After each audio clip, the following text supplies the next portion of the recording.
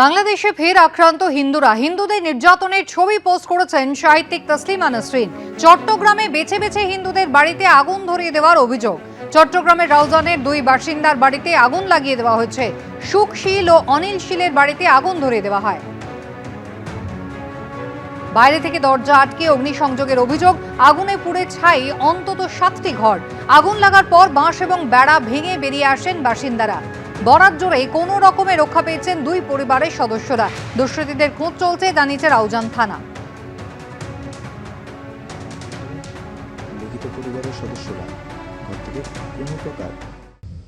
চট্টগ্রামের রাউজানে হিন্দু বাড়িতে গভীর রাতে অগ্নিসংযোগ করা হয়েছে। আনুমানিক রাত 3 ঘটিকার দিকে দুর্বৃত্তরা এসে ঘরের মূল দরজায় তালা দিয়ে আবদ্ধ করে চারপাশে পেট্রোল দিয়ে আগুন লাগিয়ে চলে যায়। আগুন লাগানোর পরে আগুনের উপস্থিতি টের পেয়ে বেড়া কেটে উল্লেখিত পরিবারের সদস্যরা ঘর থেকে কোনো প্রকার প্রাণে বেঁচে যায়। দুঃখের বিষয়, ঘরে থাকা আসবাবপত্র এবং গবাদি পশু পর্যন্ত এই আগুনের লেলিহান থেকে নিস্তার পায়নি। আমি বিচার চাইব না, কারণ আমি জানি এই দেশে হিন্দু হয়ে জন্ম নেওয়াটা আমার সবচেয়ে বড় অপরাধ। আসলে ক্ষতি তো অনেক কিছু হয়েছে, এটা বলার বাইরে, কিন্তু জানি না, একটা কথা শুধু বলতে চাই, এটা কোন ইস্যু বা কিরকম আমাদের সাথে কারোর সাথে শত্রুতা নেই।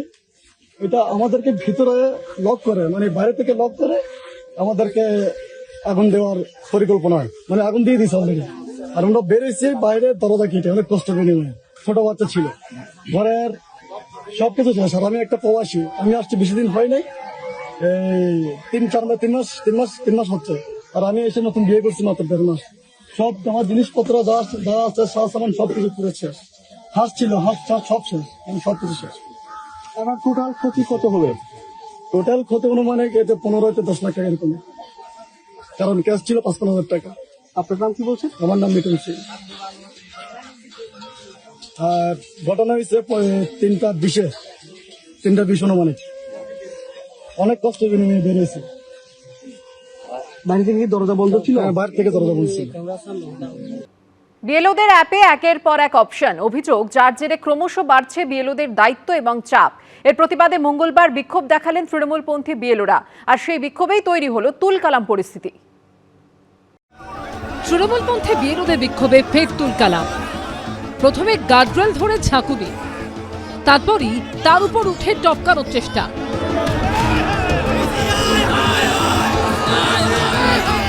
ব্যারিকেডের উপর তুলে দেওয়া হলো এক বিক্ষোভকারীকে, তারপর গার্ডরেলের ওপরেই তাকে নিয়ে চলল ঠেলাঠেলি। বিক্ষোভকারীকে এপারে পাঠাতে প্রাণপণ ঠেললেন বাকিরা, আর তাকে ঠেকাতে মরিয়া চেষ্টা চালিয়ে গেলেন পুলিশ কর্মীরা। উত্তপ্ত পরিস্থিতি আমরা দেখতে পাচ্ছি। ব্যারিকেডের এই পারে কলকাতা পুলিশের অফিসাররা এবং ওই পারে বিএলওরা যারা বিক্ষোভ দেখাচ্ছে।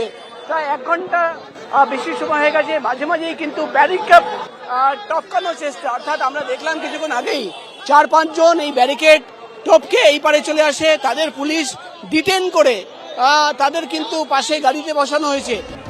একদিকে পুলিশ বাহিনী, অন্যদিকে বিক্ষোভকারীরা। সব মিলিয়ে মঙ্গলবার ধুন্ধুমার পরিস্থিতি তৈরি হলো বিবাদী বাগে সিইও দফতরের কাছে।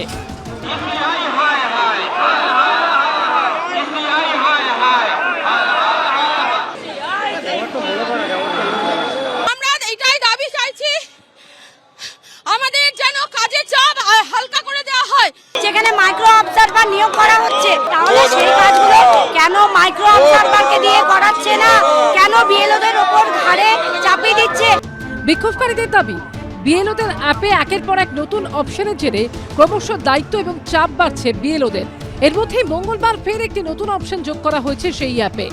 বিএলও অধিকার রক্ষা কমিটি তাদের বক্তব্য যে একের পর এক কিন্তু বিএলও যে অ্যাপে সেটা কিন্তু অপশন যুক্ত হচ্ছে এবং সেই কারণে তাদের কাজের যে কাজ কিন্তু বেড়ে চলেছে এবং তার আগেই কিন্তু তারা কাজ আর করবেন না। বিএলওরা যে আর কাজ করবেন না সেটা কিন্তু তারা বলে দিয়েছিলেন এবং জানিয়েছিলেন যে কালকে শুধু নয়, আজকেও তারা এখানে প্রতিবাদ জানাবেন।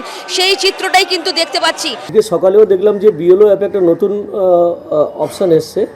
সেই অপশনটার নাম হচ্ছে ইলেক্টরস উইথ নো ম্যাপিং। যাদের ম্যাপিং হয়নি তাদের বিষয়টা সমাধান করার জন্য নির্বাচন কমিশন আজকে একটা নতুন অপশন দিয়েছে। আশ্চর্যের বিষয় যে মানে হিয়ারিং না শুরু হতে হতেই এর মধ্যেই দেখা গেল 3-4টে নতুন নতুন অপশান দেওয়া হলো। এই গত 5 দিনের মধ্যে 4টে নতুন অপশান এলো। মুখ্য নির্বাচনী আধিকারিকের দফতরের বাইরে বিক্ষোভ নিয়ে চলছে রাজনৈতিক তরজাও। বিএলওদের মাঝে মাঝেই তাদের ওপর এত বেশি আপনারা কাজ চাপিয়ে দিচ্ছেন, হঠাৎ কাজ, হঠাৎ বলছেন বাড়ি বাড়ি আবার যেতে হবে, দেখতে হবে। এগুলোও কি বিএলওদের পক্ষে করা সম্ভব? সেগুলোও আমরা তুলে ধরলাম। ওরা কেউ বিএলও নয়, অনেকে ক্যামেরা নিয়ে ছুটেছিল। আপনি কোন বিএলও? না, আমি বিএলওর বন্ধু। ভয় দেখাতে চাইছে, আর কয়েকদিন ভয় দেখা শিপিং কর্পোরেশনে চলে যাবে অফিস। ভারত সরকার জায়গা দিয়ে দিয়েছে, আমরা তো খুশি। এই আদি জাপ্তার একটা বদমাইশ, 6 বছর ধরে ওটা তৃণমূলের পার্টি অফিস করে রেখেছিল। এরা যত নোংরামি করবে কেন্দ্রীয় বাহিনী তত তাড়াতাড়ি আসতে বাধ্য হবে। খসড়া তালিকা প্রকাশের পর এবার এসআইআর এর শুনানির পালা। সেটা কবে শুরু হবে সেটাই দেখার। রুমা পাল, প্রকাশ সিনহা ও দীপক ঘোষের রিপোর্ট, এবিপি আনন্দ। লগ্নজিতাকে হেনস্থার ঘটনায় ধৃতের বিরুদ্ধে এবার খুনের চেষ্টার ধারায় মামলা রুজু করল পুলিশ।